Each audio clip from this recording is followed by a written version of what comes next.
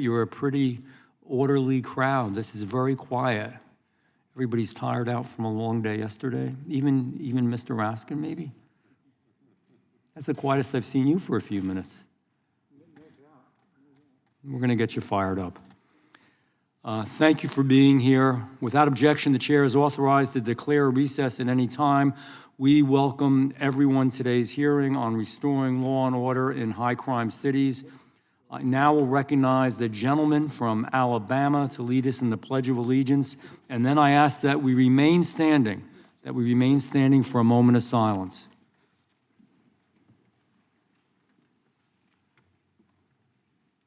I pledge allegiance to the flag of the United States of America and to the republic for which it stands, one nation, under God, indivisible, with liberty and justice for all.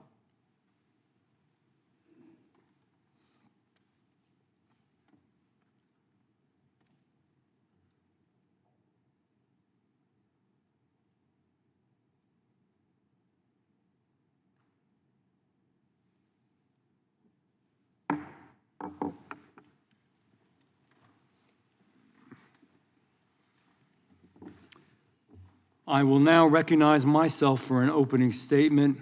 Again, I want to welcome everyone here today to another hearing of the Subcommittee on Oversight. Today, we're going to focus on one very simple truth. We need to restore the rule of law in America's high-crime cities. And let's be honest about something from the very start. Crime just didn't rise and come about on its own. It happened because leaders chose so. Leaders in the Democratic-run cities have made political choices. Choices that put radical ideology before safety, politics before people, and criminals before the safety of the good people in our communities. For years, these cities have embraced soft on crime prosecutors, eliminated cash bail, reduced penalties for repeat offenders. They empowered criminals. They undermined law enforcement. They weakened the very fabric that keeps our families safe. And here is the truth, the simple truth. It's not complicated. It is just reality. When you reward criminal behavior, you get more of it. It's that simple. When you take away consequences, you get chaos. When you weaken the rule of law, you hurt the very people that you claim to protect.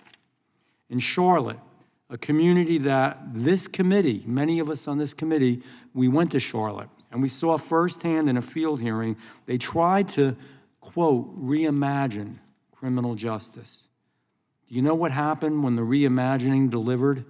Repeat offenders walking the streets over and over and over again. Charlotte was quite an experience. Now, we've gone as a full committee to New York City, we've gone to Philadelphia, then this committee actually went to Charlotte. And we saw the work of the left-wing magistrates, of the left-wing judges, of the left-wing attorneys general, of the left-wing prosecutors, the results, the death, the mayhem, and the chaos. It's real.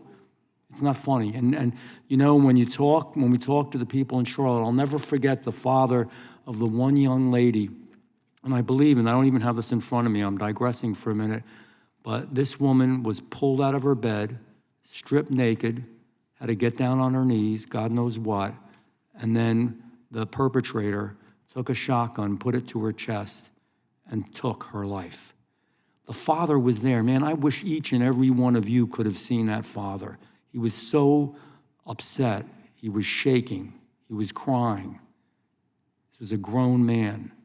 Any of us that are parents, any of us that love anybody in our lives, you can't imagine. You can't, I said at the time, I said, I wish I could say to you, I know how you feel. I don't. Nobody here, unless you've lost somebody, and we do have somebody who has, nobody knows how you feel. We don't. But you could see it. The guy who did it, he was the perpetrator, was charged over 40 times and released over and over and over and over. I won't do it 40 sometimes again. It's sick. And people are living with fear instead of freedom. And we remember another case, the murder of Irina Zarutska. That's why we went to Charlotte, a murder that should have never happened, a murder committed by a criminal who obviously had deep-seated problems and was released not 1 or 2 or 3 times, 14 times. 14 times. Irina loved America. She sat down in the train, and he came up behind her. She never met him, never saw him, didn't even look at him, and he violently stabbed her in her neck and murdered her in front of everybody on that train. She loved America. Her family actually had her. She loved America so much, her family, she was Ukrainian, had her buried in America because she had such hopes and such desires and such ambitions. The city of Memphis continues to lead the nation in violent crime, and not in spite of policy decisions, but because of them. The district attorney in Shelby County, backed by George Soros, fact, you may not like it, but it's true, turned cash bail into a last resort. And when you make accountability a last resort, you make public danger the first result. Again and again, criminals are released. Again and again, they commit crimes. Again and again, innocent people pay the price over and over. It isn't justice, ladies and gentlemen. It's not compassion. It's the literal definition of insanity. It's failure. It's cruel. It's unfair to law-abiding citizens, plain and simple. Los Angeles, another town. We can name any of them. Almost every city in America, almost. Career criminals, rapists, cop killers are given leniency through special directives that prioritize ideology over good public safety. The result is predictable.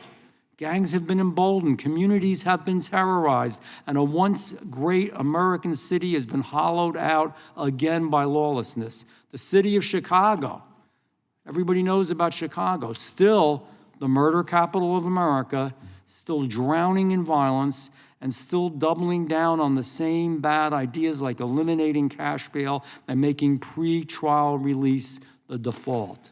Just last week, a Chicago man known for serially punching women, just walks right up to them, and it's women always, walks right up to her, big guy too, by the way, big guy, and just punches her in the face.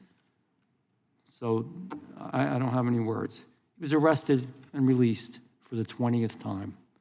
God help you if you're a woman and you're walking down that street. And maybe after he's done, you're not even recognizable anymore. It's nice for you, isn't it? Nice for your family because of the policies we have. If he wasn't released, it wouldn't happen. 20 times back on the streets.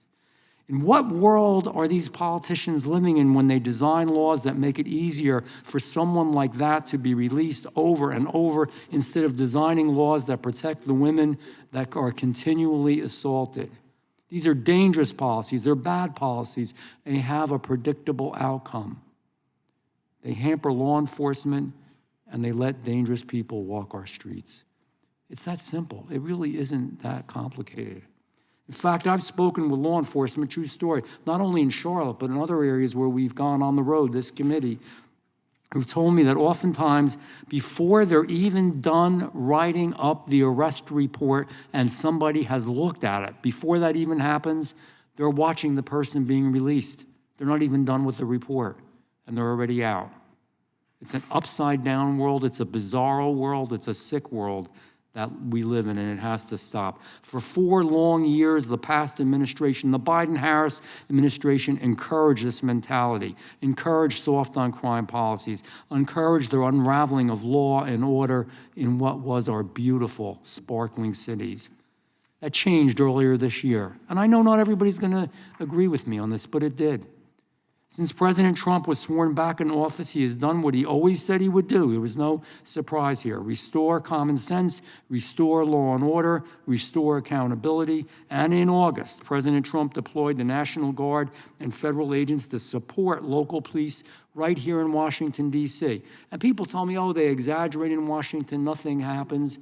Well, I just think of the people that I know. I think of the gentleman from Kansas whose intern was murdered in Washington, D.C. How does his family feel? This young intern comes to D.C. to learn, and he never leaves because he's killed, he's murdered. Or in my office alone, where we've had, just in my office, numerous people that have been attacked on the streets in the nation's capital, in Washington, D.C. And the stories go on and on. We have other members that were carjacked. I can go through the list. I'm not going to do it. It's wrong. And you know what? It's not funny when it happens to you. It's really serious.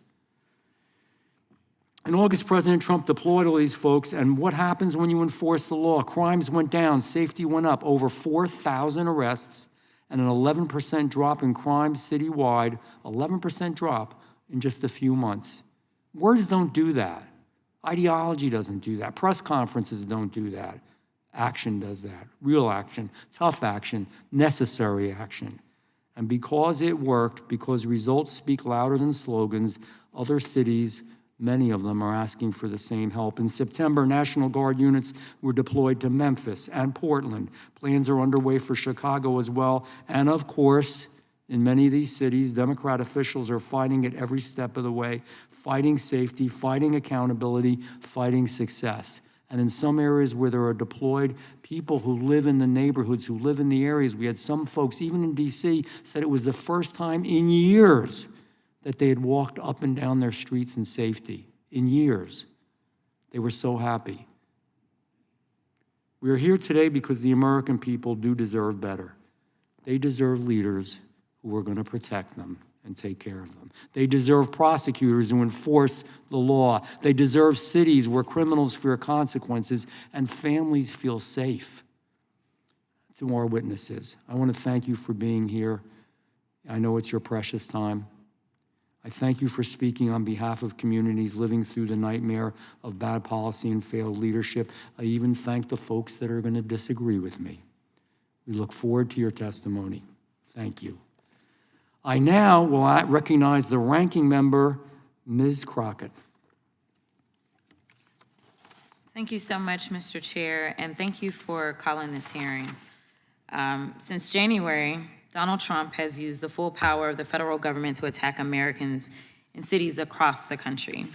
In Donald Trump's America, you are at increased risk of experiencing militaristic operations in your home, increased risk of being subject to detainment by mass thugs and wannabe vigilantes, increased risk of suffering injuries due to reckless and illegal acts by rogue federal agents, increased risk of being deported to foreign nations even if you are an American citizen, and you're at an increased risk of being targeted by federal government for criticizing the president and his friends. Congressional Republicans have completely abandoned their Article I powers and have exchanged their responsibility to their constituents with fealty to the president. They have allowed the president to morph federal agencies into instruments of autocracy. And as a result, the president has been able to ignore federal law, disregard court orders, and implement the largest pay-for-play scheme in American history. The White House, well, what's left of it anyway, is literally up for sale. The federal courts have characterized this presidency as, quote, lawless. In fact, when ruling against illegal acts committed by the administration, a Republican-appointed federal judge stated, quote, the court cannot imagine how the public interest might be served by permitting federal officials to flaunt the very laws they have sworn to enforce. In a separate case where the administration was sued for unlawful acts, the judge, also a Republican appointee, stated, quote, allowing constitutional rights to be dependent upon the grace of the executive branch would be a dereliction of duty by this third and independent branch of government and would be against the public interest. But in another case, the court summed it up perfectly by declaring, quote, as is becoming far too common, we are confronted again with the efforts of the executive branch to set aside the rule of law in pursuit of its own goals. Judiciary Committee Republicans have been completely complicit in this corruption. But since they're so interested in restoring law and order, I have a couple of suggestions on where they can start. Number one, this is the President of the United States standing beside his best friend, Jeffrey Epstein. As we all know, Mr. Epstein is one of the most notorious sexual predators in American history. For 8 weeks, the Republicans on this committee have chosen to protect these two men instead of providing justice to Mr. Epstein's victims. Now the administration is panicking. First, they campaigned on releasing the Epstein files. Then AG Bondi and Associates did a photo op with the files, and she said, and I quote, the Epstein list is on my desk. Then somehow the Epstein list didn't exist. Then the Epstein files became a Democratic hoax. Now the president is supposedly supportive of releasing the files, even though he's currently ignoring a congressional subpoena to do so. Now the president is simply crashing out. And it's because he can't seem to explain his special decades-long relationship with one of the most prominent sexual predators in American history. It's already public that he's in the Epstein files, but his administration is hiding the context of his involvement, if any, with Mr. Epstein's horrific crimes. Now, this is Miss Ghislaine Maxwell. Miss Maxwell, who obviously helped Jeffrey Epstein traffic more than 1,000 women and girls, well, Donald Trump is now giving her special treatment while she's serving out her prison sentence. He won't even rule out giving her a pardon or commuting her sentence.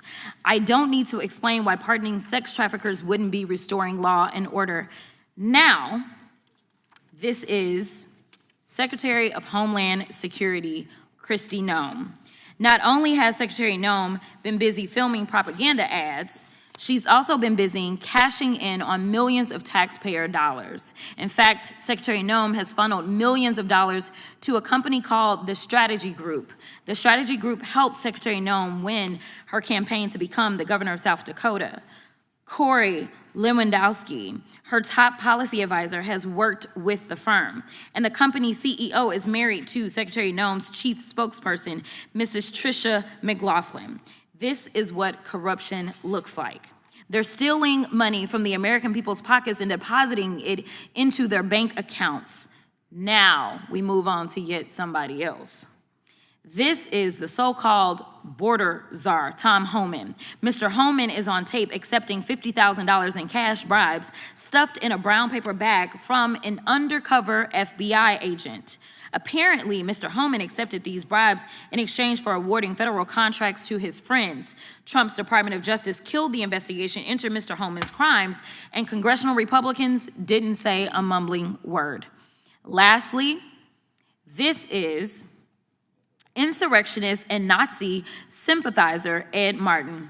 It appears that Mr. Martin is functioning as the Associate Deputy Attorney General, Pardon Attorney, Director of the Fake Weaponization Working Group, and Special Attorney for Mortgage Fraud. All that means is that Mr. Martin is Trump's lapdog, whom the president sends to initiate lawsuits against the president's perceived political opponents. This is what we call organized crime. They're breaking the law, often by stealing taxpayer dollars, covering up their crimes by ending and obstructing investigations, then prosecuting people who call out their unlawful behavior. And while the Republicans are encouraging this corruption, they're abandoning actual victims of violent crime and ignoring the Republican-led state's 21st century murder crisis. In September's appropriation markup, congressional Republicans proposed reducing the FBI staff by thousands of positions and underfunding the agency by more than $1 billion. They've proposed slashing resources from the ATF. They've proposed cutting grants for juvenile justice programs and hate crimes and eliminating the community violence intervention and prevention grants. They're literally defunding the police. So no matter what they say at today's hearing, congressional Republicans have proven that they are not investing in keeping American communities safe from violent crime. Mr. Chairman, I yield back.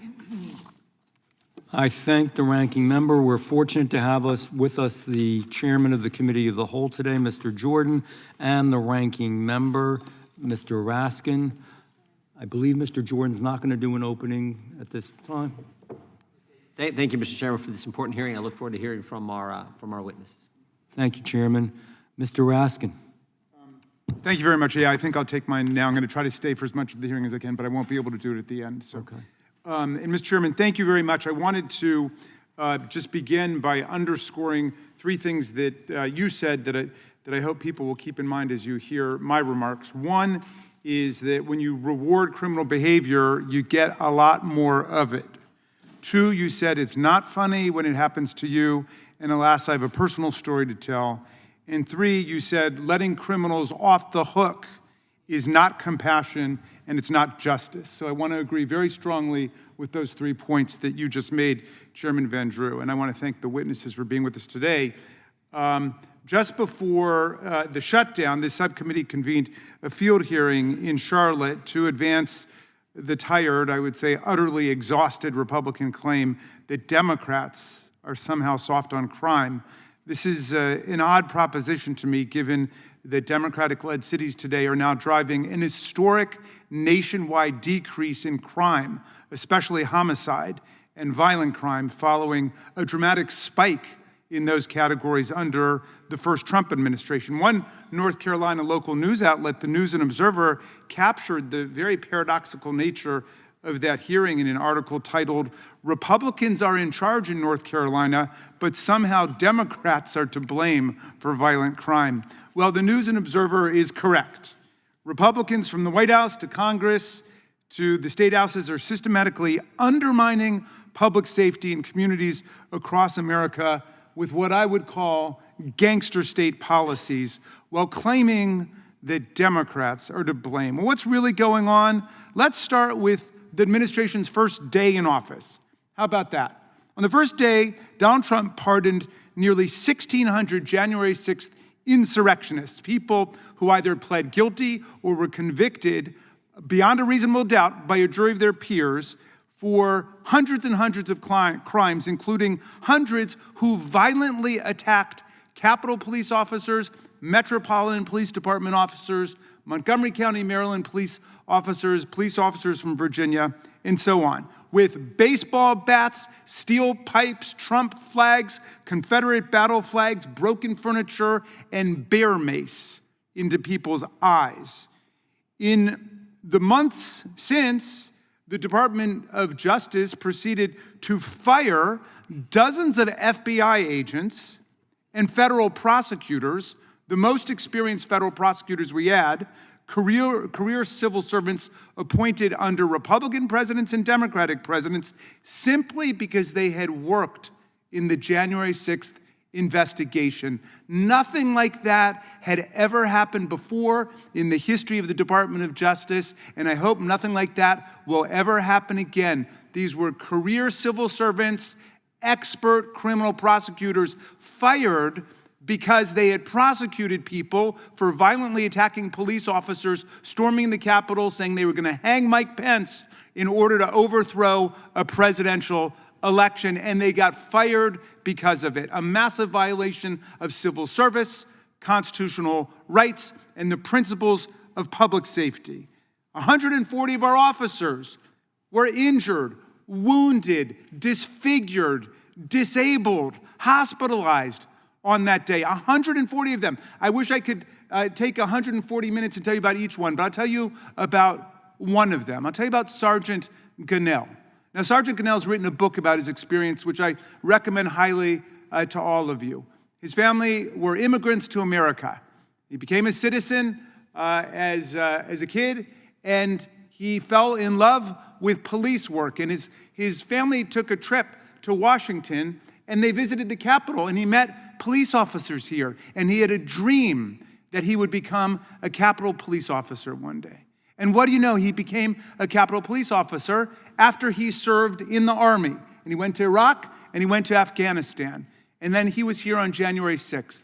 And he said he faced violence, which he described as medieval in nature, that was far worse than anything he had seen in combat in Iraq or in Afghanistan. And he fought for hours and hours. And he was so wounded, they destroyed a rotator cuff.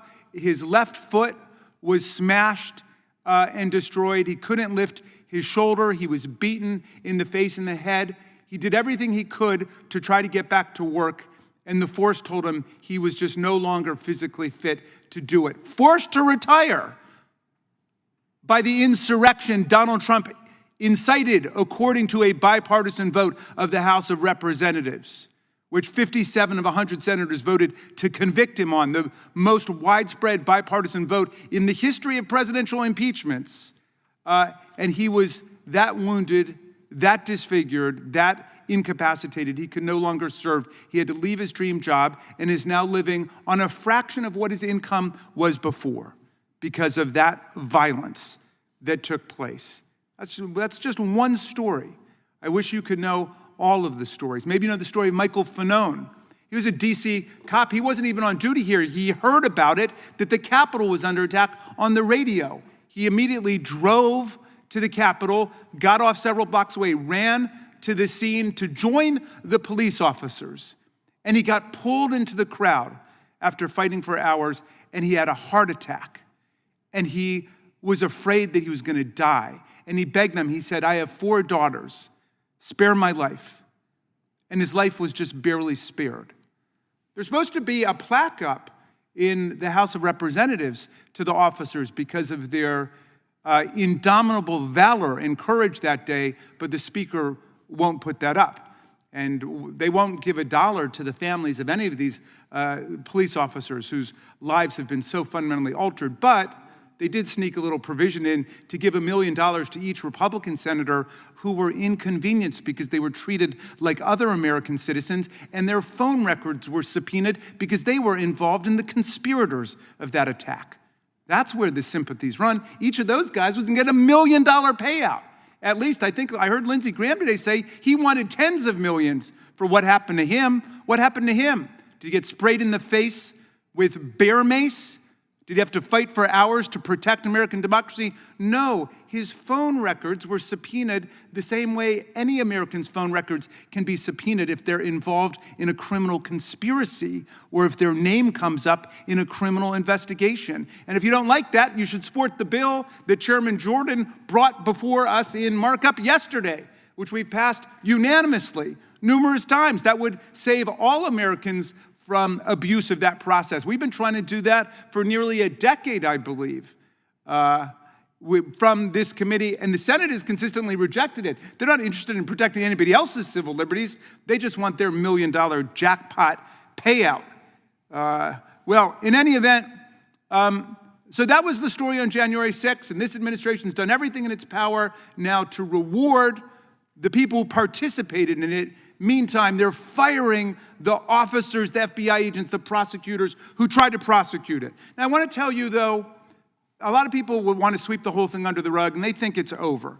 But, you know, crime doesn't really work like that, and criminals don't work like that. As the good chairman said when he kicked this off, if you forgive crime, if you pardon it, if you let it go, you're going to see more of it. Well, let me tell you a little story about that, because we've got lots of cases of these pardoned criminals going out and committing other crimes. Let me tell you the ones that we found that have been committed by people that Donald Trump pardoned on his first day in office. They've gone on to do terroristic threats, home invasion, burglary, vandalism, theft, felony assault with a deadly weapon, discharge of a firearm, manslaughter, drunk driving, grand theft, aggravated kidnapping, reckless driving, reckless homicide, invasion of privacy, conspiracy to commit murder as a hate crime, possession of child pornography, violation of protective orders, assault, violation of anti-stalking order, DUI, battery, felony, malicious bodily injury, rape, forgery, sexual assault, illegal gun possession, drug possession, conspiracy to murder. Who's responsible for all that? These people were pardoned by Donald Trump. Sentences commuted.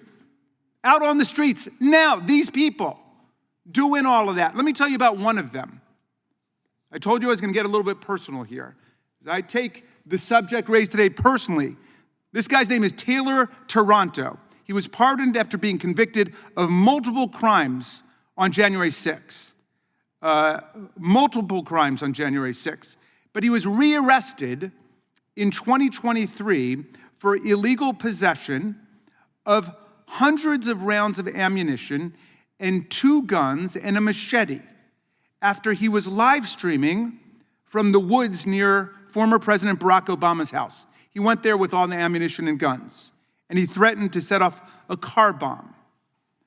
Well, on the way there, he showed up at the elementary school 2 blocks away from my house, where all 3 of my kids went to elementary school. And he told listeners that he was at the elementary school near my house on his live stream. He said he was near my house, That's where he was headed next. And he didn't want to tell anybody where I lived because he said, I want Raskin all to myself. Fortunately, my wife and I and my kids were not at home when he stopped there on his way down to Barack Obama's house. This is a January 6th insurrectionist who's been pardoned by Donald Trump. You may have read about him recently in the newspaper because at the sentencing for other crimes, 2 Department of Justice lawyers mentioned that he participated in the riots at January 6th, and his superior officers of the Department of Justice objected to the fact that these DOJ lawyers had referred to the January 6th riots and suspended them. Somebody correct me if I'm wrong. I don't know if were they suspended? These lawyers were reprimanded for what they had done, and they were suspended simply for mentioning the reality that January 6th had taken place. Look, it's not just January 6th. Trump recently pardoned crypto executive Changpeng Zhao, who'd been sentenced to 4 months in prison in order to pay one of the largest corporate penalties in history after pleading guilty to enabling money laundering through his crypto exchange. According to prosecutors, he aided Hamas, he aided Al-Qaeda, and other terrorist networks, but Donald Trump pardoned him. He also pardoned Ross Ulbricht, the creator of Silk Road, an online black market that allowed thousands of drug dealers to distribute hundreds of kilos of illegal drugs, including heroin, cocaine, and opioids. Take Ghislaine Maxwell, who was transferred from a real prison to a prison camp after the number 2 at DOJ went to see her.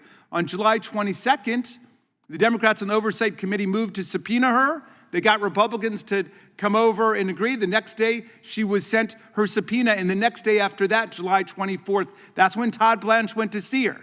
Not to ask about more co-conspirators, not to investigate whether other crimes had been committed. No, he was trying to find out exactly what she might say about Donald Trump when she came to Congress, and satisfied with her answers, President Trump, the great champion of law and order, apparently authorized and approved her transfer to a prison camp where no sex offender had ever been sent before, because they're not allowed, because sex offenders like Ghislaine Maxwell are considered violent offenders. But that wasn't it. It wasn't just enough that she got to cut the line and get there in 1 or 2 days when people were waiting 6 months, 8 months, 2 years to transfer after proving they have a compelling reason to do so. No, she was transferred overnight. She gets there, and then she gets the superstar Trump Hotel treatment. She gets room service in her cell.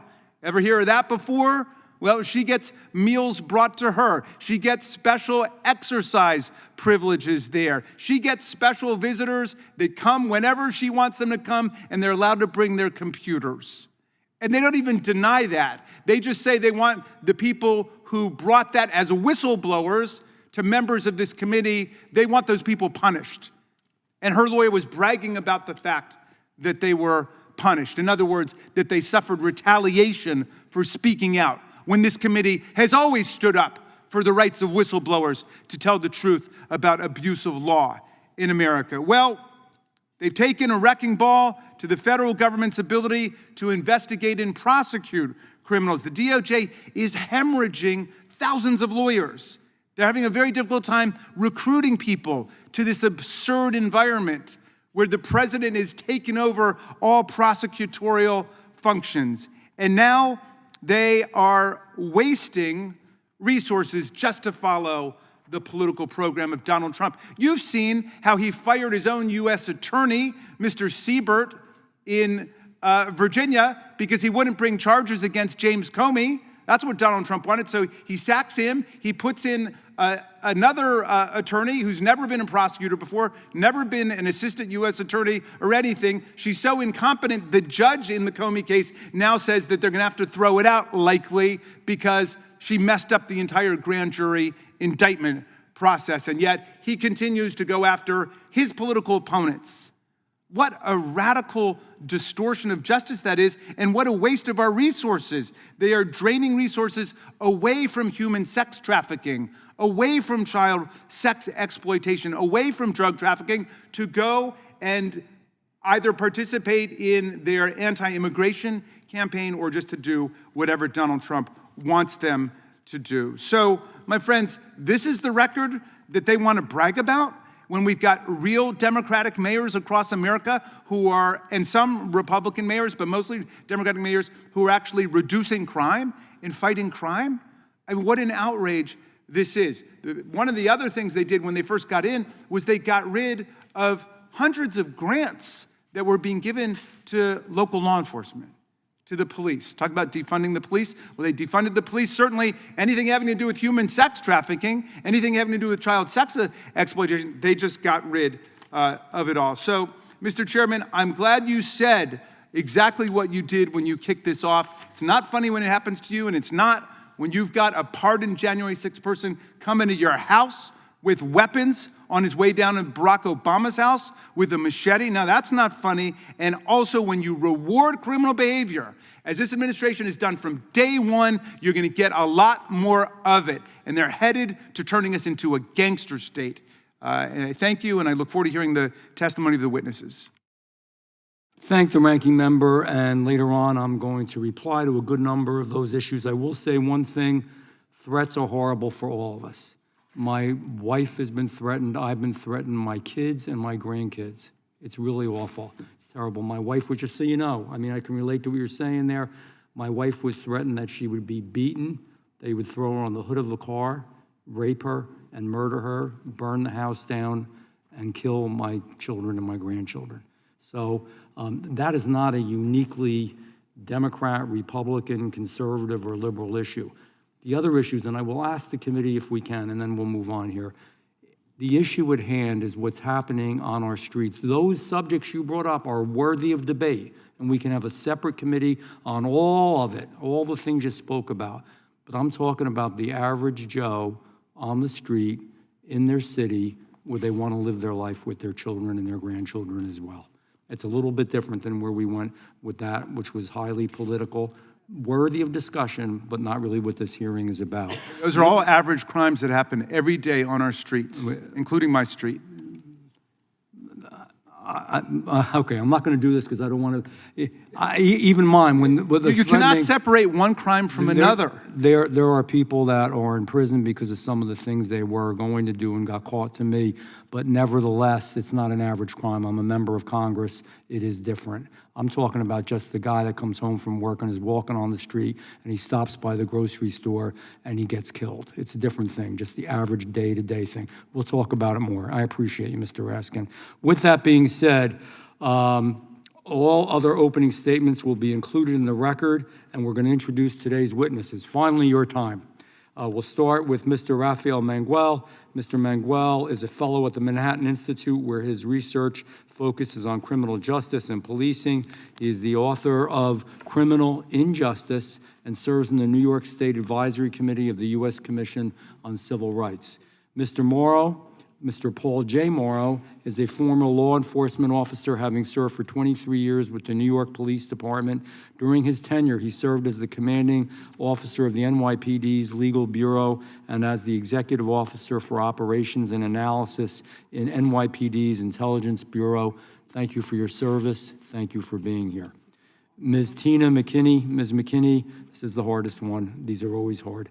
Is the mother of Officer Joseph McKinney, who was a Memphis police officer killed in the line of duty on April 12th, 2024. The suspect was out on bond, and I want everybody to listen to this one paragraph. The suspect was out on bond from an arrest the previous month on charges of possession of modified semi-automatic weapons and grand larceny. Everybody heard that. I'm sorry, I got no words. I'm sure everybody tells you the same thing. Thank you for being here and trying to help other people in the future. Nancy Levine, did I pronounce it correctly? Good. Dr. Levine is the Dean of the Rutgers School of Criminal Justice, where her work focuses on applying data and research to criminal justice policy. She previously served in the Department of Justice during the Biden administration. We will thank you for being here. I'm a Rutgers grad. I went pre-dental, pre-medical, so I went to Rutgers. We may disagree, but Rutgers is on issues, but Rutgers is a good school. We're going to begin by swearing you in. Would you please rise and raise your right hand? Do you swear under penalty of perjury, the testimony you are about to give is true and correct to the best of your knowledge, information, and belief, so help you God. Let the record reflect that the witnesses have answered in the affirmative, and thank you, and please be seated. Please know that your written testimony will be entered into the record in its entirety. Accordingly, we ask that you do summarize and complete your summary of your testimony in 5 minutes. Mr. Mangual, we will start with you.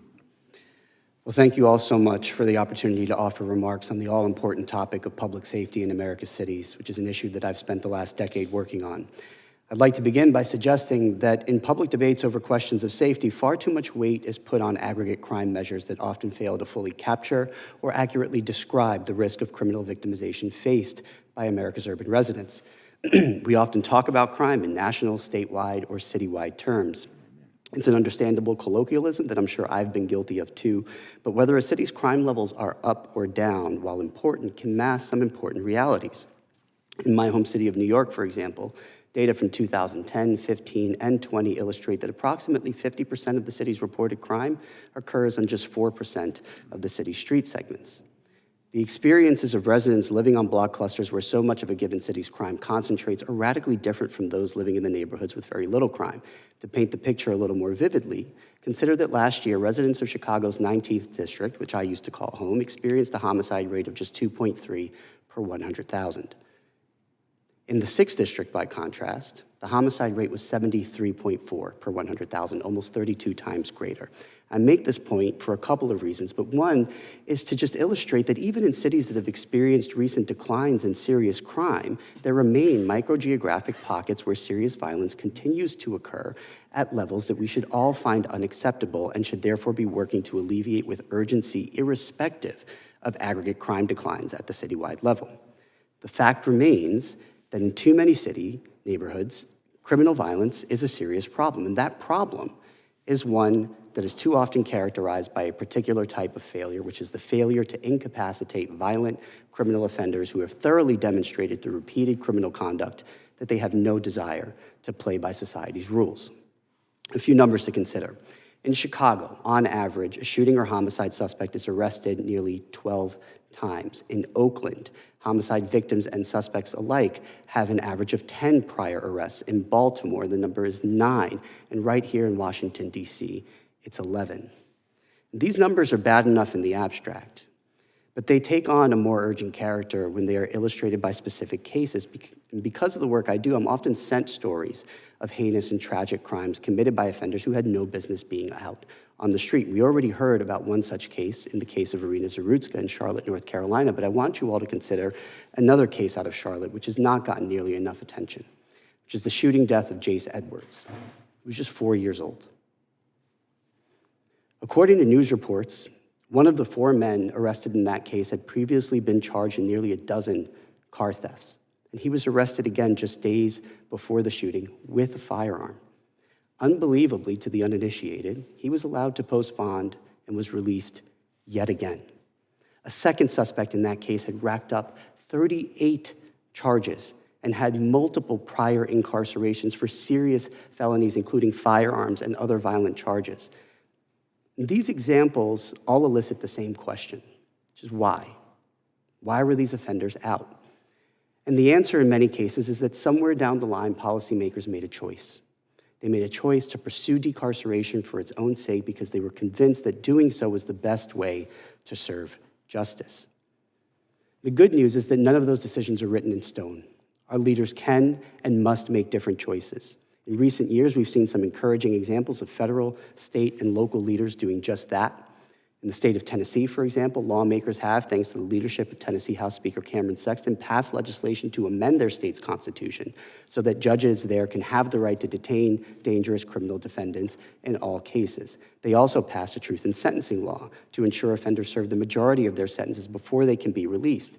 And last year, lawmakers in Louisiana took a similar step with their own truth in sentencing measure, much to the chagrin of criminal justice reform advocates, in addition to an effort to eliminate discretionary parole. And of course, President Trump's administration, through executive orders and actions related to policing and enforcement initiatives like the Memphis Safe Task Force and Project Safe Neighborhoods in Chicago, the latter of which has led to a nearly 300% increase in federal gun prosecutions just through the end of October. Now look, there remains a lot of work to be done, and so I'd like to close with the suggestion that I hope many of you will reach out to discuss further at a future date, which is that Congress should consider an omnibus crime bill along the lines of what was done in 1994, this time with a particular focus on police recruitment and retention, funding the acquisition of force multiplying technologies, incentivizing better data collection, and incentivizing the adoption of stronger penalties for habitual offenders. Thank you once again for the invitation to address this body and contribute to these important discussions. I look forward to answering any of your questions. Thank you, Mr. Mangual. Mr. Mauro, you may begin. Chairman, ranking members, members of the committee, thank you for the opportunity to appear before you today. My name is Paul Mauro. I served 26 years with the NYPD, including many years in counterterrorism following 9/11. I retired 4 years ago. I'm now a practicing attorney. My perspective is shaped by decades on the street and doing investigations and by my concern for the city that I still call home. New York's recent criminal justice system and its history is one of collapse, renewal, and now sadly decline. The city's recovery from the dark days of the 70s and 80s began in the 1990s under mayors who prioritized policing and accountability and was aided by the bipartisan 1994 crime bill, co-authored by then Senator Joe Biden and signed by President Clinton. Broken windows policing complemented that effort by addressing a low-level disorder before it grew into something worse. Enforcement was often limited to summonses, not jail, and was responsive to community complaints. Neighborhoods revived and the entire city became a model of recovery. After the new challenges of 9/11, the NYPD created a world-class counterterrorism apparatus without sacrificing safety. Despite expectations post-9/11, crime continued to fall under Mayor Bloomberg and Commissioner Ray Kelly. Later, during Commissioner William Bratton's tenure of 2014 through 2016, index crime fell another 9%, while the jail population dropped 18%. Proof that safety and reduced incarceration can coexist. In fact, over the 20 years at that point, crime had fallen 76% while the jail population was cut in half. We had hit the sweet spot. Over the ensuing years, however, that success has eroded. Reforms such as no cash bail and other changes have coincided with visible disorder. Disorderly conduct summonses, for instance, the linchpin of quality of life enforcement, fell 91% after 2015. Recruitment and retention are in crisis, though murders and shootings are down this year. Major felonies are up 16% since 2010 in New York, and low-level recidivism is universal. Behind those figures lies a deeper problem. The Federal National Crime Victimization Survey shows that the vast majority of crime now goes unreported nationwide. Street conditions, in my own experience in New York, bear this out. For instance, homeless encampments are referred to agencies with no enforcement power. Shops close after repeated harassment, and burglaries go unreported. Officers are not lazy, they are overwhelmed. A small fraction of offenders and chronically mentally ill drive much of this disorder. Research suggests that incarcerating or housing just a small fraction of the worst offenders would visibly improve conditions. And an uncomfortable truth is that women are disproportionately targeted by the mentally ill. Likewise, the New York Times found that 327 repeat offenders account for roughly 1/3 of all New York shoplifting arrests. Stores write off these losses as shrinkage and pass the cost on to consumers. In New York, we now lock up our toothpaste, not our perpetrators.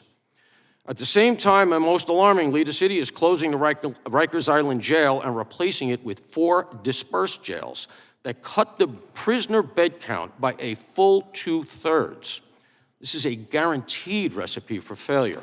Our newly elected mayor, Zohran Mamdani, has famously pledged to lean into all of these reforms, reducing police headcount, replacing officers with social workers, and eliminating key police units. Nationwide, the role of the National Guard remains widely misunderstood. In New York, since 9/11, the Guard has manned New York City transit hubs without incident. Governor Kathy Hochul's deployment of 1,000 troops to the subways has been touted by her for providing a 42% drop in subway crime. Note that the Guard does not answer 911 calls. They provide deterrence through visibility. New York has long been a testing ground for criminal justice policy. We know what works if we are allowed to do it. Federal government can help with funding, certainly. It can even condition funding on best practices by local agencies. But most importantly, federal leaders can help change the narrative. When leaders support police, that message is felt on the street. When they vilify police, that message is felt even more. Is it any wonder that since 2019, assaults on NYPD officers are up 63%? First duty of government is to protect its citizens. Public safety should never be subordinated to politics. Every community, whatever its politics, wants the same thing, to live safely and with dignity. Those who secure that safety deserve our support, not our scorn. I thank you all for allowing me the privilege of speaking with you here today. Thank you, Mr. Mauro. Ms. McKinney, you may begin. Chairman and members of the committee, thank you for allowing me to speak today. My name is Tina McKinney, and I'm the mother of Memphis Police Officer Joseph McKinney, lovingly known as Rusty. Rusty died in the line of duty April 12th, 2024 in Memphis, Tennessee. He was just 26 years old. He was a devoted father who had just purchased wedding rings and was eager to build a life with his fiancée. Rusty lived a lifetime only few get to have. He had a large family who adored him, and he loved to travel. If you said you wanted to go anywhere, he was there with you. He wanted to go. His eagerness was undeniable. He was a good kid, the kind every parent hoped for. He lived a full life with an eagerness to help, and it lasted his entire short life, way too short. Rusty was an Eagle Scout, a distinction that takes years of dedication and discipline and service, from camping in every kind of Memphis Mid-South weather to countless hours of community service. He lived the values of scouting every day, and it shaped the man he became. Deep down, he always wanted to be a police officer. When he was 5 or 6, he would dress up as an officer for Halloween and ride on his electric police motorcycle all through the yard. When he was older, looking for a career, he would chat with officers who encouraged him to join the police department. It's hard to write about him. I feel cheated, and I feel robbed of all the what could have been and the life he could have had. He was loved by so many, and after the news of his death, stories poured in from friends, co-workers, and strangers. A young man shared how Rusty made him feel welcome when he had started his first job. He was nervous, but Rusty took him in and made him feel a part of the team, and that kindness Rusty showed him stayed with him. And a co-worker of mine had told me her daughter had received a ticket from Rusty when he was on the force, and shared how she remembered him as kind and respectful. But the one thing everyone said, from the hundreds who attended his service, was that Rusty and our family did not deserve this tragedy. And they were right. This wasn't just a tragedy, it was a failure of leadership and a failure of accountability. My son was a police officer, but he was also a victim. A victim of repeat offenders, one who was a juvenile, and a victim of failed policies and failed leaders. God gives us a life, but He doesn't promise how long it will last or how good it will be. Instead, He gives us choices that shape the life we live. And Rusty chose service, compassion, and integrity. Those two criminals, they repeatedly chose violence and a life of crime.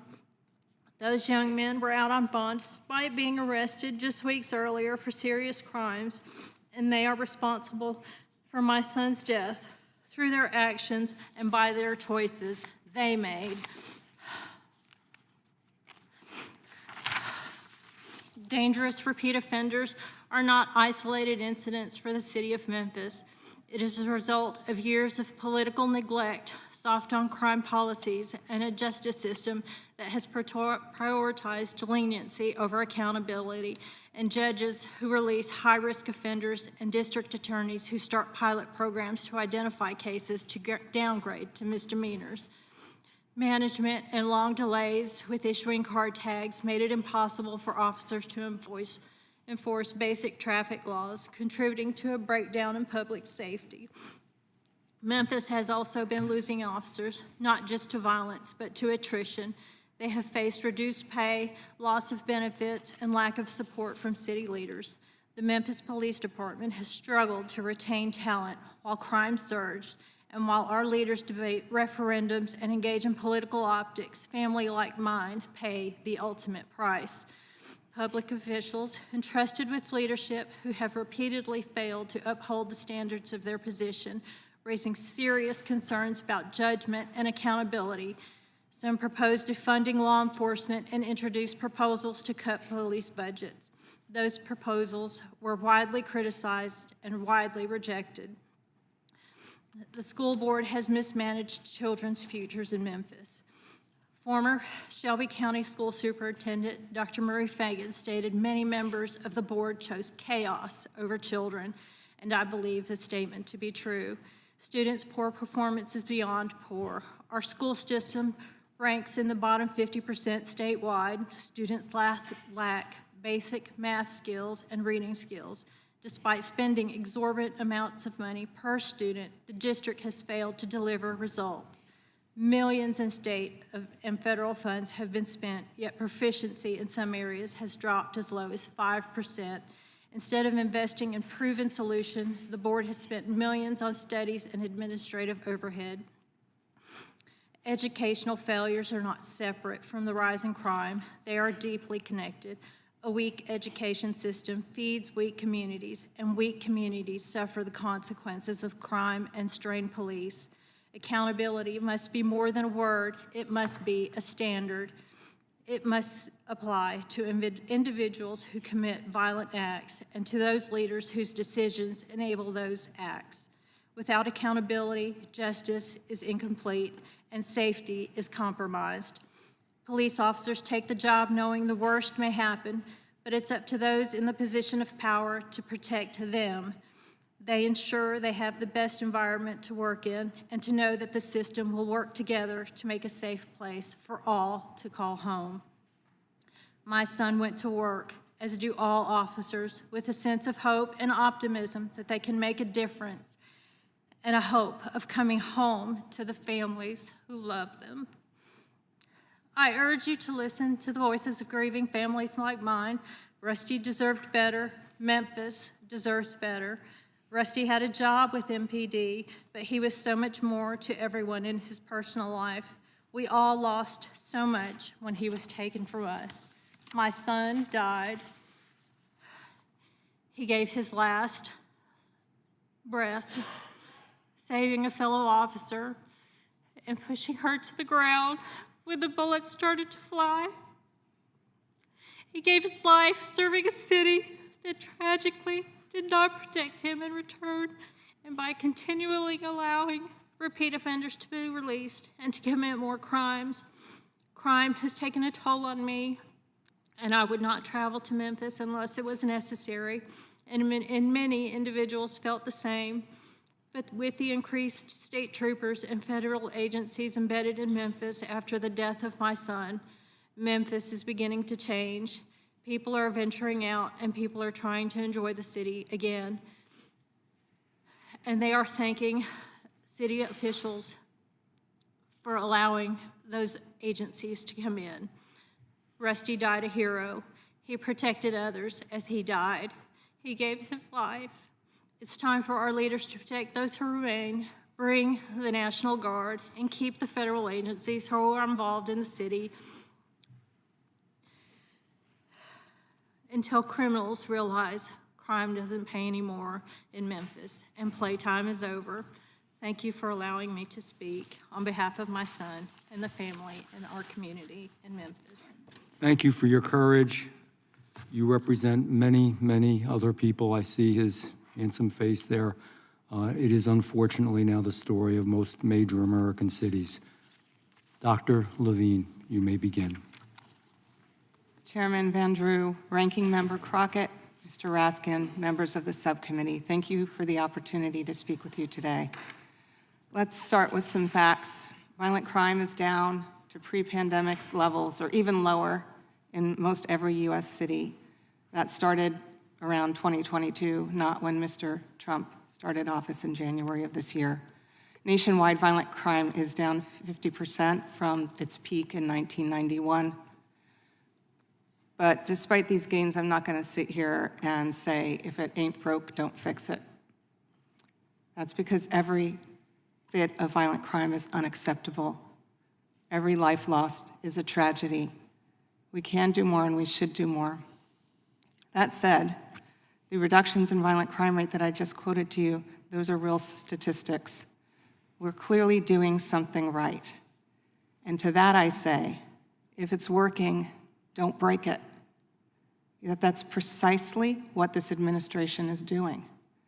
It's breaking it by deploying armed guards to cities uninvited by local leaders, by canceling grants that support violent crime interventions, by cutting support for crime victim services, and by reducing investments in research on what works to promote safety. Now, to be clear, I'm certain that sending in the Guard will suppress crime in the short run. The research is strong that increasing police presence can reduce crime, but much depends on how they're trained, how they're deployed, and how they interact with community members. Sending in a surge of National Guards and other federal officers into cities can keep residents away for fear.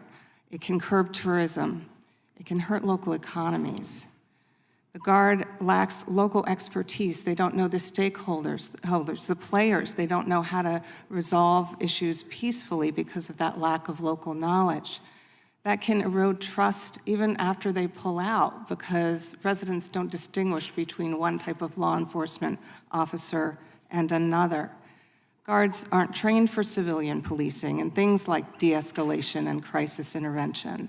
That type of training matters. Is there a better role for law enforcement, federal law enforcement, in dealing with local crime issues? Absolutely. One example is DOJ's Project Safe Neighborhoods, PSN. It's been in operation since 2001. It's been going strong across various administrations. It's a partnership between U.S. attorneys' offices and the local police. It's a proven success. It's been rigorously evaluated. It can result in reduced violence. But this administration is breaking that too, advising U.S. attorneys to divert resources away from PSN to, you guessed it, immigration prosecutions. So aside from federal law enforcement presence or partnership, what are other ways to reduce violence? I'll lift up one example from my home city of Newark, New Jersey. The Newark Community Street Team. It's a community-based violence intervention effort. It launched in 2015. Since then, homicides are down 65% in the city of Newark. But federal funding for the Newark Community Street Team was cut this year, along with dozens of other grants for community violence intervention programs. Whatever we do to address issues of violent crime, we should make sure that it's a wise use of taxpayer dollars. Research and evaluation can help us to discern that return on investment, what works, what doesn't, what should be continued, what should be disbanded. But the Department of Justice canceled dozens of grants to evaluate crime reduction programs. It also canceled translational efforts like crimesolutions.gov, which helps make findings from research accessible to local leaders, practitioners, police chiefs, so that they can implement evidence-based practices. And what about the victims? Services can help them heal, but they're also essential in preventing re-victimization. If Congress truly cares about violent crime, they care about victims, right? Yet this administration terminated hundreds of millions of dollars in victim service grants. In closing, safer communities come from evidence, they come from partnership, they come from respect for local expertise. So instead of letting this administration break strategies that work, Congress should restore and invest in them. Thank you. Thank you for your testimony, and we will now begin with questions. We will proceed under the 5-minute rule, and I am going to recognize the gentleman from the great state of Alabama. Thank you, Mr. Chairman. We've seen crime rise in Democrat-ran cities, including in my home state of Alabama in the two largest Democrat-ran cities. That would be Birmingham and Montgomery. Senator Tubblebull has noted that he would be supportive of the National Guard coming in to help local police departments in Alabama with rising crime. Mr. Mangual, have we seen an improvement enough that would warrant the National Guard coming to Alabama from these other cities where we obviously like D.C., where we've deployed the Guard? Yeah, so I do think that there's some pretty significant evidence that the deployment of the National Guard, whether it's in Washington, D.C. or in some of the other places where it's been deployed, has had a beneficial deterrent effect through the presence, right? The problem, to the extent that there is one, is that those benefits are going to be limited. And so I think it's best that those kinds of efforts are coupled with other federal agency deployments and prioritizations of things like 922G cases, which are gun prosecutions, gang prosecutions, et cetera. Yeah, so far, since the operation started in D.C., we've had nearly 3,100 arrests and 300 firearms seized. What does that tell you about the depth of unchecked criminal activity prior to the National Guard being here? I mean, I think it tells you that, Washington, D.C., like many other American cities, has been for a long time under-policed, right? When you have additional resources coming in and they're able to make significant numbers of arrests, that tells you that, the city did not have what it needed beforehand, and that should be a lesson to the leaders to add to the force size. And if the resources for policing are there, Mr. Mauro, you may want to touch on this too as well. These soft-on-crime DAs, when they just turn the folks back out, doesn't that go against, just certainly the morale in the police departments? If we have politicians criticizing police officers, when we're soft on them after they go through the trouble to make an arrest, to try to get somebody, put them behind the bars, and then we turn them right back out, and in the case of Ms. McKinney, we have officers and individuals attacked again. Mr. Mauro, doesn't that hurt the morale as even if we have the policing resources, if we turn the people right back out, isn't that going to create a problem for society? Well, of course it does, sir. And the result can be, in some instances, therefore, a lack of enforcement. If you make, let's say, an arrest for a low-level offense that should go downtown, so to speak, and when you get there, it's DP'd, as they call it, decline prosecution. When that happens regularly, you begin to understand that it's not what the system you work for wants. And so I'm very cognizantly choosing that example because it's one of the things that led to the beginning of the disorder in our subways. The lifeblood of New York City is the subway system. That's the city's circulatory system. And jumping fares, as they call it, fare beating, is one of the ways that the entire policing revolution that we had in the 90s was really founded on that as one of the principal enforcement mechanisms. Because not everybody who jumps the turnstile is a member of a robbery crew, certainly. But if you are a member of a robbery crew, you're not paying the fare. And so when somebody jumps the turnstile and you give them just a summons, and it turns out that they have 2 robbery warrants on them, well, now you have the ability to take them off the street. And that is a cascading effect on the safety in the system.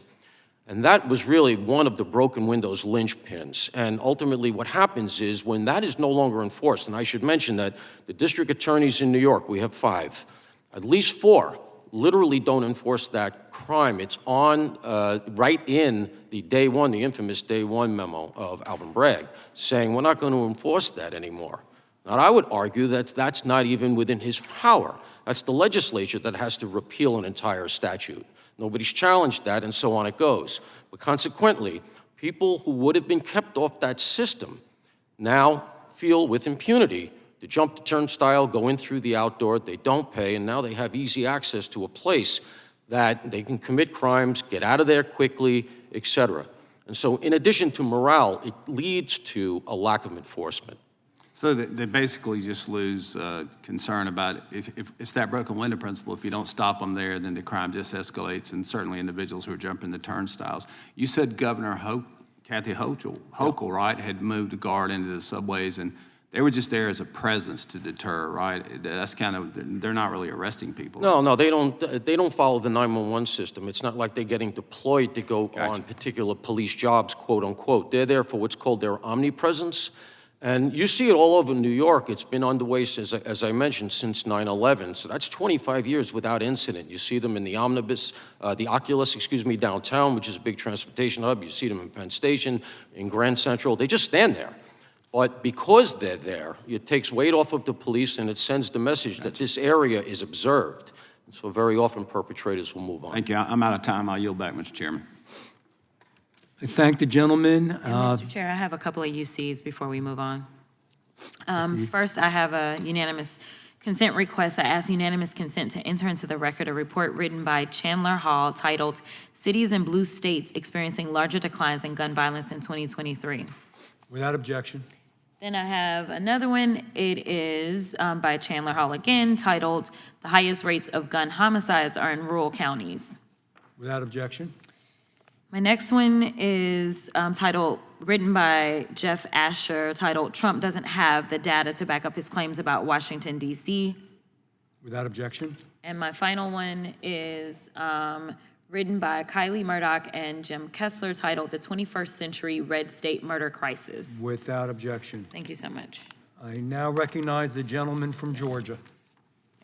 Thank you, Mr. Chairman. I'm deeply disappointed about this hearing. It was billed as an exploration of the Trump-Vance administration restoring law and order through the deployment of the military onto the streets of America. That's what we were here to talk about, and I haven't heard one Republican witness talk about that. How the military, the National Guard, has decreased crime on the streets of America. That's what this is supposed to be about. And so somebody has lied, just like Trump lied. He lied about releasing the Epstein files. He lied about putting America first. He lied about lowering cost on day one. Mr. Johnson, if I can just interrupt for a minute. No, all our witnesses are kind enough to be here. They're not here as a Republican or Democrat. Their own views are to themselves on all. I will say for all of them, none of them are intentionally lying, and they swore an oath. So I appreciate your comments, but please move on. I'm not casting aspersions at the witnesses. I'm saying that this hearing was billed as something that it has not turned out to be. We're supposed to be talking about how the deployment of the military onto the streets of America This is your chance, has lessened crime. This is your chance. And I think it's a fair argument for me to make that we have misled the public just like Donald Trump has misled the public.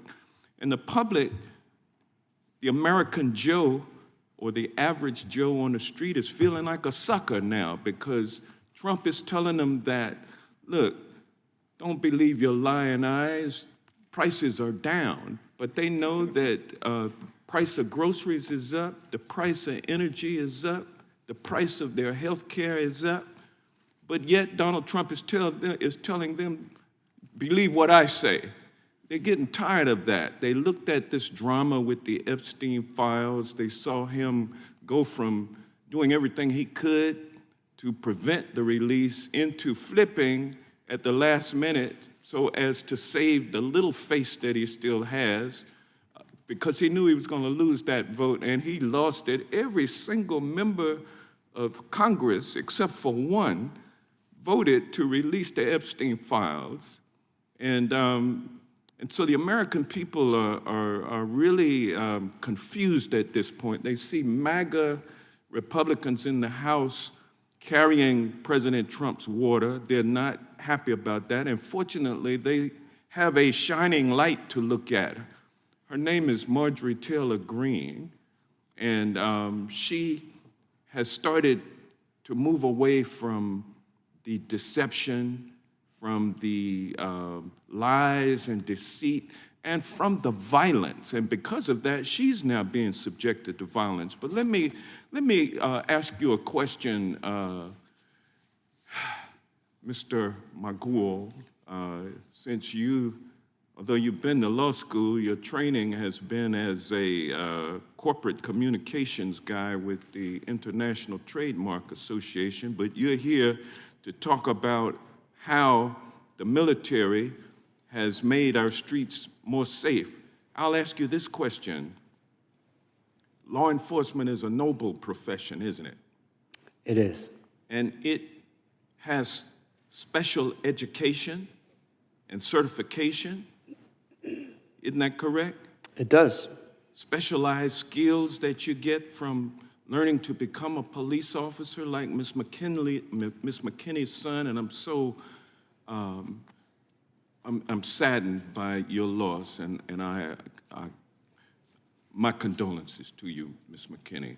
But law enforcement officers, isn't it true, Mr. Mauro, are trained professionals? Yes, sir. And they take a different oath than does the military. Isn't that correct? Well, I'm not familiar with the military's Because you oath, never but I served know in the military, but the military is trained to combat, to be in combat situations, whereas law enforcement officers are trained to enforce the law. So isn't it a fact, Dr. Levine, that if we have people who are trained in combat deployed to the streets of America, that we're doing law enforcement a disservice, because law enforcement depends on the respect and support of the people who they serve? Isn't it true that by deploying the military to the streets, we are hurting law enforcement? I think it can be demoralizing to local law enforcement to have the National Guard come in as if they aren't capable of doing their jobs. And you're right, they're trained specifically to be policing in a civilian To come in context. and break things up and kill people. That's what the military does, right?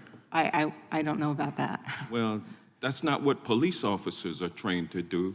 Correct. With that, I'll yield back. I thank the gentleman. And before I do, though, let me offer for unanimous consent a article entitled Portland Police Chief Reveals Troops Tear Gas Protest by Accident.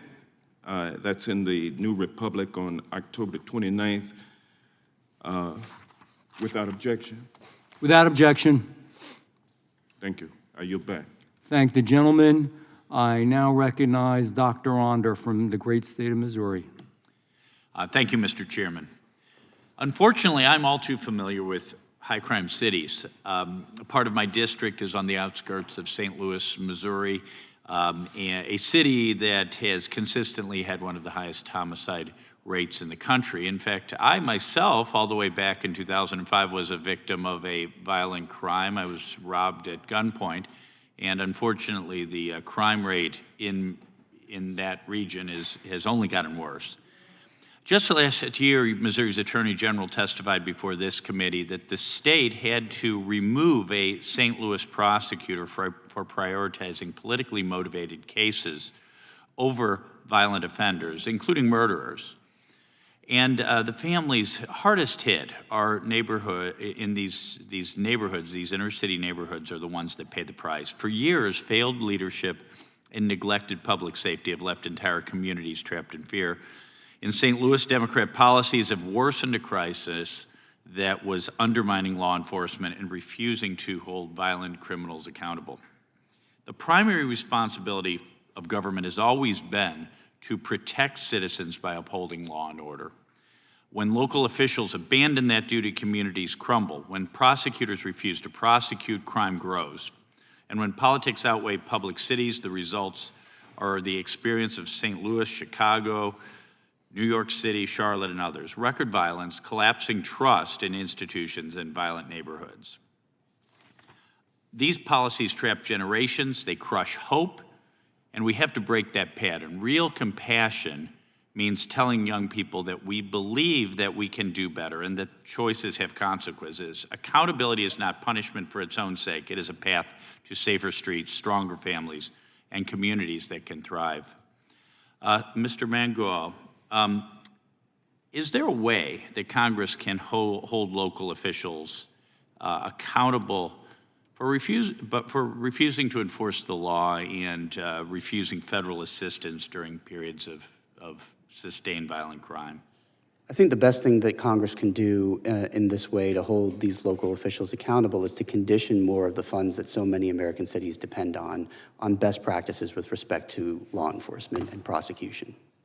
Yeah, that makes sense. You know, in not only in New York City do you lock up the toothpaste, not the perpetrators, but that in the my staff tells me that in the Navy Yard area of Washington, D.C., they lock up the toothpaste at the CVS.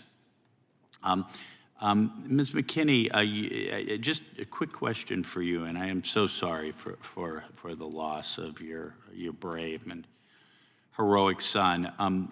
You mentioned one of the murderers was out on bond. Do you know, was he out on cash bond, or was he just released without essentially without any financial incentive to return?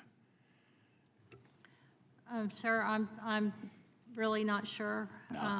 That's all right. No. It's very common these days. One of these soft on crime policies that so many times is instituted in some of these soft on crime cities and states has been the end of what's called cash bail, which is to say no bail at all, just letting the suspects go free.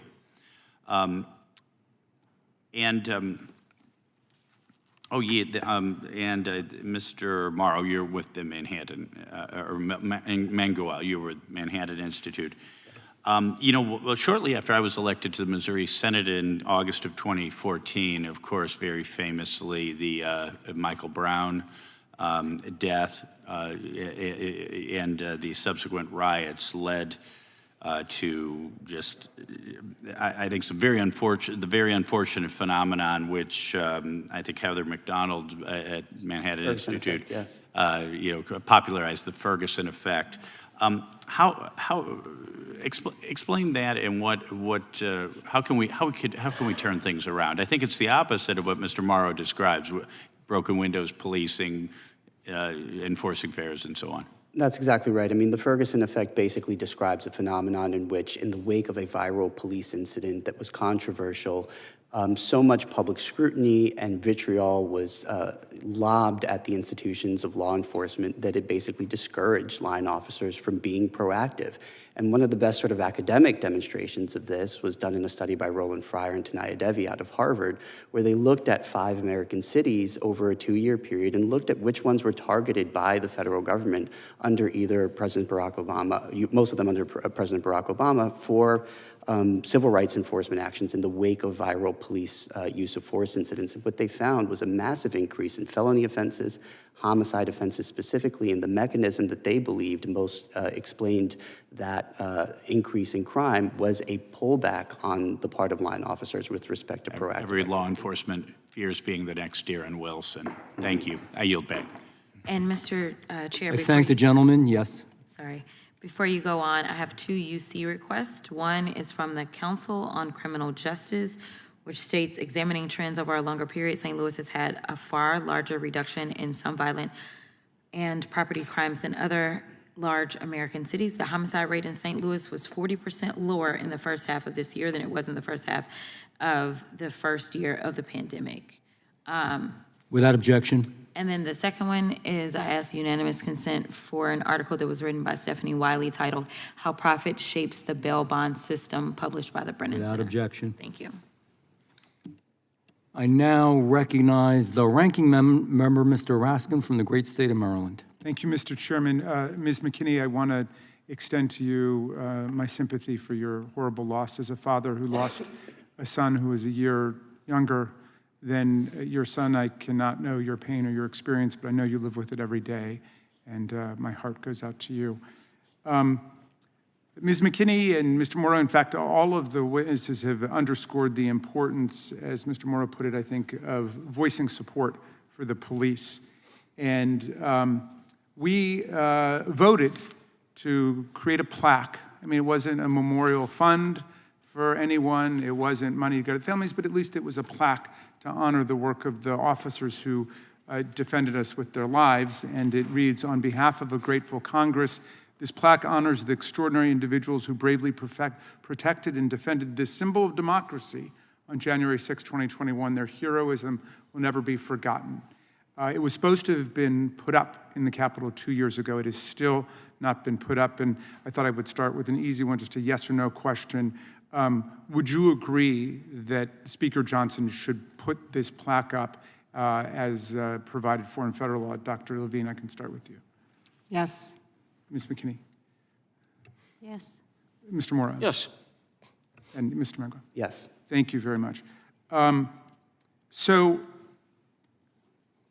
I want to go to just quickly back to the question of the pardons, because it seems like our soft on crime president is so beholden to the MAGA militia that he's actually pardoned some of the people he already pardoned because they've gotten back in trouble. As I was reading the long list of crimes they've already engaged in, he recently pardoned a woman who was separately convicted of threatening to shoot FBI agents who were investigating a tip that she may have been at the Capitol, and she threatened to shoot them. And then he pardoned another insurrectionist from Kentucky who'd been arrested for illegally possessing 6 firearms and 4,800 rounds of ammunition. And just question to you, Dr. Levine, what message is sent by these repeated pardons for people who just participated in the insurrection surrounding the attempted overthrow of the 2020 presidential election? I think the best way to answer that is to quote Chairman Van Drew, who said in his opening remarks, "When you take away consequences, you get chaos."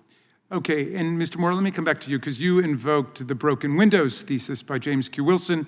Piqued my ears. He was my professor when I was in school, so I was always, I wrote a paper about it. I was always fascinated by it. And also, we had a lot of broken windows here on January 6, 2021, in addition to a lot of broken bones. And I wonder, I read that long list, I won't go through the whole thing again, but of crimes that have been committed since the pardons took place by people who were pardoned, including terroristic threats, home invasion, burglary, vandalism, theft, not offenses directed at politicians. I'm afraid the chairman misunderstood my point. He seemed to think that I was talking about these crimes being directed just at politicians. I'm talking about these being common crimes that were committed by people who were pardoned, people going out and just robbing other people's houses, having nothing to do with politics. But my question for you on broken windows, are you surprised that people who were given the remarkable, extraordinary, almost unheard of privilege of a presidential pardon quickly going back out on the road and doing things like burglary, vandalism, theft, home invasion, terroristic threats? And what does that say in the context of broken windows? All I would say relative to January 6th is that if we're going to speak about the conditions in our cities, I'm hearing a great deal about January 6th. I'm hearing a tremendous amount about Donald Trump. But that's not what you feel on the street. And January 6th, nobody supports, certainly I don't. Nobody wants to see people in Viking horns walking around inside our Capitol behaving that way. I can't, Okay, I'm not going to excuse, I'm not going to excuse anything I'm sorry, that you would went on. invoke James Q. Wilson about the broken windows hypothesis, which is that if Well, would you apply it? Would you apply it? Mr. Chairman, will you direct him to Apply stop it to the talking? apply it to the migrants. I've reclaimed my time. You might not understand the rules here, but we have Mr. rules. Mauro, actually, your thought was one of the better thoughts I've heard all day today. I appreciate it. It is the gentleman's time, the ranking member's time. Thank you. Please restore my time if you would. Let me come to you, Dr. We will Levine, on restore that. your time. The broken windows hypothesis is that if you allow people to get away with a crime at a certain level and you send them the message it's okay, then they will go out and commit other crimes and more serious crimes. And that's what I think we're seeing here. What do you think, and I know you haven't written a paper on this because I looked at your extensive scholarship, but what do you think about the proposition, well, that there are political crimes and we can forgive all of those, and those people will not take it as a permission slip to go out and commit other crimes? Does that seem right? No, sir, it doesn't, although I'm so tempted to geek out on what broken windows really was. According to George Kelling and James Q. Wilson, George Kelling was on faculty at the Rutgers School of Criminal Justice for years, and it wasn't about enforcement. It was really about how visible signs of disarray and disorder can send a signal that places are vulnerable for crime. And fixing those broken windows. It wasn't about Which is why I was arresting pointing out we had people millions of left and dollars right. of broken windows here in addition to all of the Yes. bloodshed and the people. Time has expired. I yield back. I thank the gentleman. I will yield myself 5 minutes. Just a few quick questions and a couple thoughts. And I agree with you, by the way, Mr. Moore. Right now, we can have another hearing on Epstein. We can have another hearing on January 6th, really trying to talk to people about the people on the street and what they're going through when they live in many of these areas throughout the country. That's what we're supposed to be here for. With that, I have to just digress a tiny second. The Epstein files, just so we all know, Epstein was indicted under President Trump's administration. He was arrested during Trump's administration. Maxwell was indicted during the Trump administration, was arrested during the Trump administration. So let's set the facts straight. Mr. Mauro, I have a question for you, and if you can answer briefly. You know, Democratic Party's changed, and again, I don't want to get political here, but you're right. I mean, if I understood what you were saying, there used to be a bipartisan agreement, probably back around the 90s, I don't know the exact years, President Clinton, other noted Democrats that really cared, that as Democrats, they might have differed in vision with Republicans on some issues, fiscal and otherwise, but keeping our streets safe for the men and women who live in the country, especially in urban areas, wasn't that a bipartisan effort? Wasn't that a different kind of Democrat than what we're seeing now? The tremendous success in New York City relative to driving down crime that began in the 90s began post-Giuliani. Everybody thought it was going to go away. Under Democrat mayor, a police commissioner serving under a Democratic mayor, in fact, two, Raymond Kelly and William Bratton. And Mr. Mauro, thank you for that. And my point is, this is a whole new deal now going on with Democrats. This is a different world. This isn't those Democrats back then. This is Mondami is not Bill Clinton, is not that type of a Democrat at all. Mondami, in fact, wants to take, I'm sure you heard about it, I'm sure you are upset about it, all misdemeanors. There would be no more misdemeanors. I mean, it's unbelievable. The second issue I wanted to talk about is real quickly, I mean, this sounds like a stupid question, but why are we locking up our toothpaste, our mouthwash, our just common things, cough medicine? I mean, what's going on? This is a salient question. 327 career perpetrators identified by the New York Times now account for a full 1/3 of all the shoplifting in New York City. That's driving these numbers. The point that I tried to make in my opening statement was that we're not talking about locking up vast numbers of people now to change the dynamic on the street. What we learned from broken windows and where we are right now is if there was some surgical enforcement on people who are identified, and we just took those steps, conditions would be greatly improved. These are the kinds of real things that I was hoping we could talk about today. The stuff that affects people because they're paying more for their goods and services because of it, that makes them feel nervous, they don't like it, it shouldn't be that way. Next question. Isn't part of, this, you can cook the books and statistics. We keep hearing about the statistics. Go out in the street. I know Newark well, doctor. I know it well. I, spent plenty of time there going to continuing education courses at Rutgers University. And I'm going to say that if you went to Newark in North Jersey or Irvington or many of the other cities up there, and if you go into the cities in my area, Pleasantville, Atlantic City, there's a lot of concern from safety, particularly people of color because they live there and they have that concern. But with that saying, isn't part of the statistics, there's low morale, there's less staffing, there's less prosecution, There's less arrests, you just let it go by. So of course, with less prosecution and less arrest, you're gonna have lower numbers. Is there any accuracy to what I say?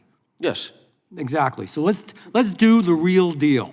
Let's talk about what's really happening. We made it so damn hard for a cop to be a cop and just so disgusted and demoralized with it, they just don't bother unless it's the most serious of situations. I've had cops in D.C. last year tell me that when I actually witnessed something. Let me ask this, Ms. McKinney. Again, sorry to ask questions to you because I know you've gone through a lot. Thank you for being here. I know the condolences and the sorrow means a lot, but would it maybe mean more to you if we enacted policies so that what happened to your son never happened to somebody else again? Definitely. That means more than the condolences, doesn't it? It would, especially Yeah. in Memphis. That's So we- why with the National Guard there, I know some people are against having the National Guard in big cities or anywhere on U.S. territory. I feel that the National Guard in Memphis, just their presence alone has made a difference. They don't do police. And may I ask a question related to, real quick for all of you, and then I'm done. Do you believe that the National Guard, the men and women in the Guard, are capable of being on those city streets and doing good and not doing harm? And that they're not just going to be warriors that are going out shooting people and beating them up? Mr. Mangual, yes or no answer? Yes, I do. Yes. Mr. Mauro? Yes. Yes. Okay, so that puts that away. I thank you. I thank all of you. With that, I have UCs. I bet you do. I mean, you asked different questions. I got answers. My first UC, I asked unanimous consent to enter into the record an article titled DOJ cancels $500 million in public safety grants, cuts officer safety and crime prevention programs, published by Police One on August 18th, 2025. Without objection. I also have one where it is entitled, Public Safety Groups Face an Uncertain Future Months After Federal Grant Cuts, published by the National Public Radio. Without objection. I also have one that says Justice Department slashes essential services for crime victims, published by the Brennan Center. Without objection.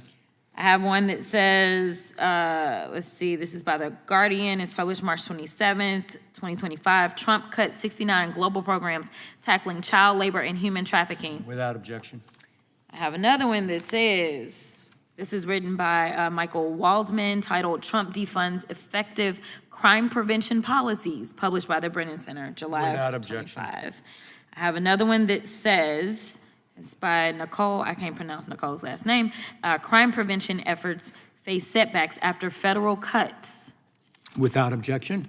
I have another one that says, federal cuts to behavioral health will harm public safety, from September 23rd of 2025. Without objection. And my final one on this issue, so we can put this to rest. I ask unanimous consent. This is written by Nick Wilson, titled, The Trump Administration's Budget Will Undermine ATF's Efforts to Prevent Violent Crime. This was published by the Center for American Progress on July 9th, 2025. Without objection, I would remind everyone that those are, in sincerity, mostly left-wing publications, and I could come and put a lot of UCs in for publications that would disagree with that totally. okay. So my point being, let me just finish my point, it's not going to put anything to rest, and you know that. Well, but Mr. Chairman, I will ask, if you do have any UCs that say the opposite about these federal cuts, as if they didn't happen, please enter them into the record so that we can have it in the congressional record that these cuts were not made. I just would like it to be, I want us to have an accurate record. Mr. Not Chairman, necessarily the cuts, but the result of the cuts are two different things, where you're spending money and if you're spending money that's effective. Mr. Chairman, if I could, I just have 4, not 7. I think I just counted. Without objection. So this is in Reuters, federal drug prosecutions fall to lowest level in decades as Trump shifts focus to deportations. This one is the Washington Post, November 10, 2025. No longer liberal publication, by the way. Justice Department struggles as thousands exit and few replaced. This one is from Without objection. ProPublica, how Trump has exploited pardons and clemency to reward political allies and supporters. And finally, this one from the Cato Institute, ICE has diverted over 25,000 officers Without from their objection. jobs at the FBI. Okay. You're next. Yes. Okay. I now recognize the ranking member, the ranking member of this committee, I do, Ms. Crockett. Thank you so much, Mr. Chairman. If we've learned anything this year is that congressional Republicans are more interested in serving Donald Trump than they are in serving their constituents. Over the past 10 months, they have given away permanent tax cuts to the wealthiest people on earth, demolished half of the White House, pardoned violent insurrectionists, significantly driven up cost of living across the country, and then given themselves a taxpayer-funded 8-week vacation, all so that they could delay as long as possible Congress voting to release the Epstein files. And now they're trying to gaslight you into believing that you should trust them on crime policy. They want you to believe that living in a police state is a good or normal thing. They want you to be okay with having armed soldiers and federal agents monitor you as you shop for groceries or take your children to school. They want you to think that you won't be affected, but we've already seen Americans detained, arrested, injured, and some nearly killed because of this administration's reckless approach to handling crime. And they're doing all of this without acknowledging the fact that Republican-led states are experiencing a murder and crime and violent crime crisis, and they have for the last 2 decades. The Republicans' murder state rates were 33% higher than Democratic state murder rates in both 21 and 2022. In fact, over the past 22 years, the Republican state murder rates were nearly a quarter higher compared to states that are led by Democrats. Even when you remove Democratic cities and counties from the Republican states' data, their murder rate is still nearly a quarter higher than states run by Democrats. Ms. Levine, how long have you studied crime? You're going to have me show my age? Is that nice? It doesn't show on your face, honey. That's all that matters. Let's just say about 3 decades. Okay, very good. So would you agree that factors like poverty, lax gun laws, and a lack of public services can lead to higher crime rates? Yes, I agree with that. According to the Census Bureau, states with the highest poverty rates are disproportionately Republican governed and often have laxer gun laws and less public services. Wouldn't you agree that these factors are likely why Republican-led states have higher murder rates than Democratic states? I would. In fact, I would like to lift up some research from one of our faculty members, Dr. Robert Apel. He recently conducted a study looking at the relationship between levels and quality of public assistance and crime, and found that there is the relationship in the expected direction. That is, lower public assistance, more crime, more recidivism. Thank you so much for that. So not only are you likely to be a victim of violent crime in a Republican-led state, you're now less likely to receive victim assistance because of Republicans cutting resources for food, shelter, and transportation. This is what Donald Trump's America looks like. Never let a wannabe tyrant convince you that the only way for you to be safe is to live under a police state where he controls your day-to-day activities by means of military or armed federal agents. That's what we call a dictatorship. And I just want to be clear, because I appreciate what you just brought up, because I did serve as a public defender and a court-appointed attorney. So as we sat here, I remembered that one of the witnesses' opening statements, they mentioned the word why. And as Michael Jackson used to sing, why? We have not dealt with the why. We have not dealt with why crime happens. And if you understand the why, then maybe you can come to a conclusion. But as someone who has sat there with people that were too poor to be able to afford their own attorneys, I can tell you some whys. But what I am going to do is talk to you about why the idea that incarceration is the only thing that can fix anything, and the fact that we have 2 witnesses that are telling us that we need to go back to the '94 crime bill when we learned that all that did was drive up incarceration. It didn't drive down addiction, because addiction is actually an illness, but that's a whole other issue. And you can't incarcerate your way out of an illness, just like you can't incarcerate somebody that has cancer and believe that somehow they now will be cured. But I digress. What I will tell you is that we also know that the U.S. has the highest incarceration rate of any independent democracy on earth. Worse, every single state incarcerates more people per capita than most nations. In the global context, even progressive U.S. states like New York and Massachusetts appear to be extreme, just like Louisiana and Mississippi. In addition to that, the United States has the highest incarceration rate, the highest average firearms per 100 people, highest homicides per 100,000 people, and the lowest safety and securing rate of 12 countries in comparison. I had a 17-year-old that was charged with stealing food out of the concession stand at his high school. Unfortunately, in the state of Texas, at the age of 17, you are considered an adult. So what did they do? They decided to charge him with burglary of a habitation.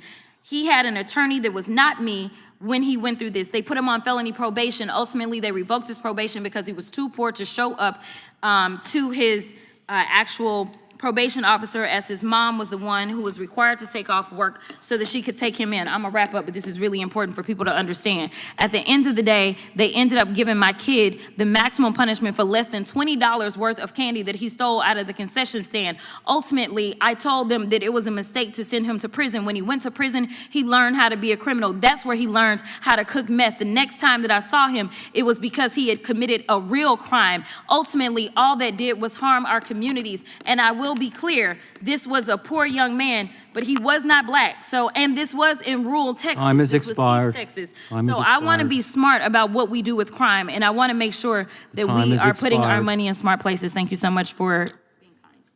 I thank the gentlewoman. With that, I recognize the former Attorney General and from the great state of Kansas, Robert Under.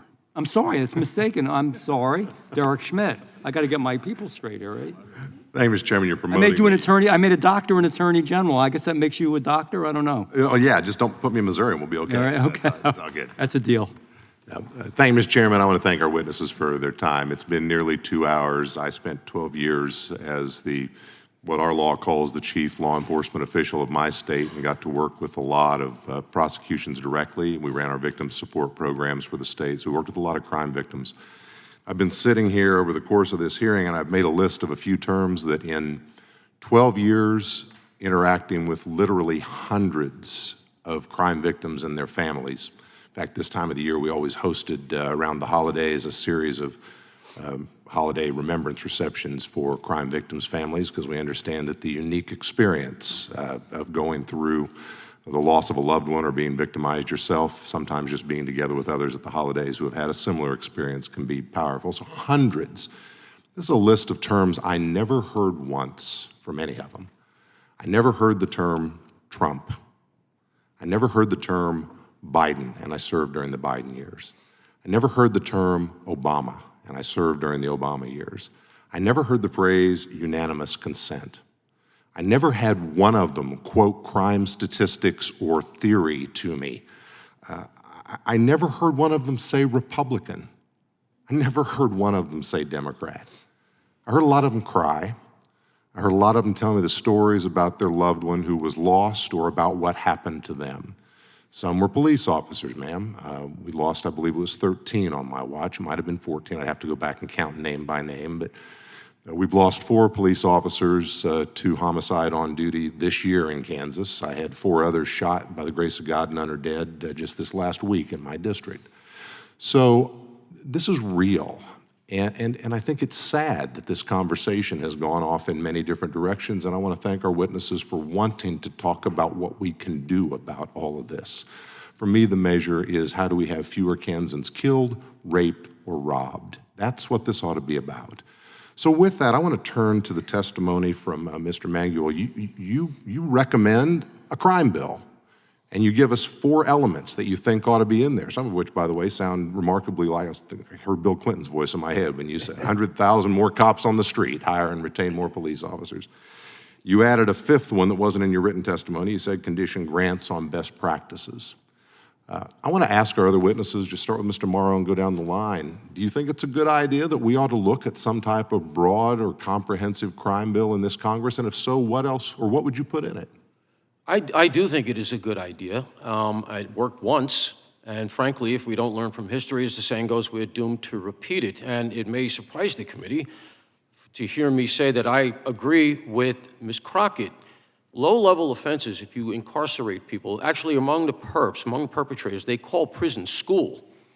And that goes back to the mafia. They go to prison, they're all in jail together, they have nothing but time, and that's how they learn to do other crimes and develop criminal schemes. So the point I was trying to make in my opening remarks, and I think it's where we should be looking at anything like a crime bill, is that if it's surgical, data-driven, and intelligent, if you have somebody who has committed, as I was saying earlier, the 327 perpetrators of the shoplifting I was talking about. They've committed over 9,000 at the last check shopliftings. That's not sending somebody to school. That's getting somebody off the streets, and it's going to continue to do it. That's why we lock up the toothpaste. So I would argue, and as I said, the sweet spot for me was in the 2014, 2015 era there, where under a Democratic mayor and Democratic administration in New York, we drove down not only crime, but incarceration rates. That can be done if it's done intelligently. My hope had been that we could speak about that in a bipartisan way, because both sides have, in my opinion, good points to make. You don't want to lock everybody. You don't want to incarcerate your way out of these things. If it's done intelligently, surgically, you can make progress. We've done that before. So I don't think, to answer your question, we need to reinvent the wheel. We should just look at what worked in the past. Thank you, Mr. Mauro. Ms. McKinney, do you have any thoughts on if there's anything in particular we ought to do that could be helpful?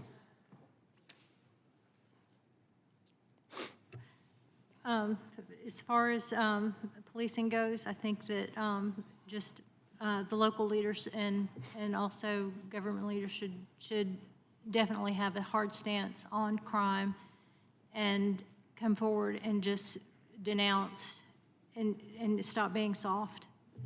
Just, you know, this repeat offender stuff, telling the criminals that it's okay with what they can do and releasing them. Give them a 3 strikes and you're out.